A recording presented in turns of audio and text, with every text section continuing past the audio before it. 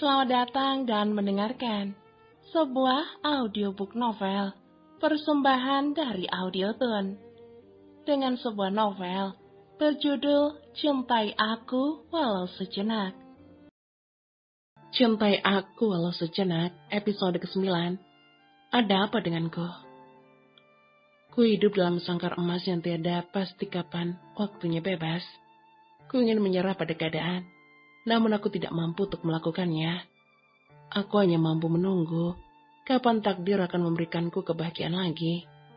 Menunggu kapan takdir berbaik hati padaku. Di setiap doa, ku panjatkan rasa syukurku karena telah memilikinya. Meskipun setiap saat hanya luka yang kudapatkan, aku selalu bertanya pada diriku sendiri, apakah aku sebegitu hina, sehingga apapun yang kulakukan selalu salah di matanya. Setiap hari hanya rasa sesak yang kudapatkan darinya, namun aku tidak bisa berbuat apa-apa, selain memasrahkan takdirku pada Sang Maha Pencipta. Gracia menunggu Brian di ruang keluarga, namun sampai waktu begitu larut, Brian belum juga pulang. Sehingga gadis itu ketiduran di ruangan tersebut.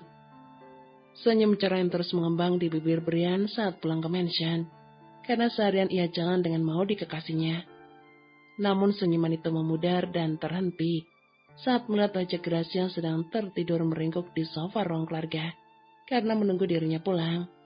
Entah mengapa ada rasa tak tega melihat istrinya ketiduran di ruang keluarga. Namun Brian berusaha menepis perasaan itu dan bersikap kasar pada Gracia. Brian mengganti Gracia, lalu menjambak rambut Gracia kasar, sehingga Gracia kaget dan terbangun dari tidurnya. Ngapain kamu tidur di sini? Aku sudah bilang kan, jangan pernah mencoba untuk mengambil perhatianku, karena sampai kapanpun, aku gak akan pernah tertarik padamu. Brian mengempas rambut Gracia kasar hingga Gracia jatuh terjerembab. Namun Gracia berusaha tegar dan tidak menjatuhkan air mata, walaupun hanya setetes, karena dia tidak mau terlihat lemah di hadapan suaminya itu. Gracia tersenyum kuat untuk menghadapi Brian yang masih belum menerimanya, karena Gracia tetap yakin bahwa kebaikan tidak akan pernah sia-sia. Cepat atau lambat, Brian pasti bisa menerimanya.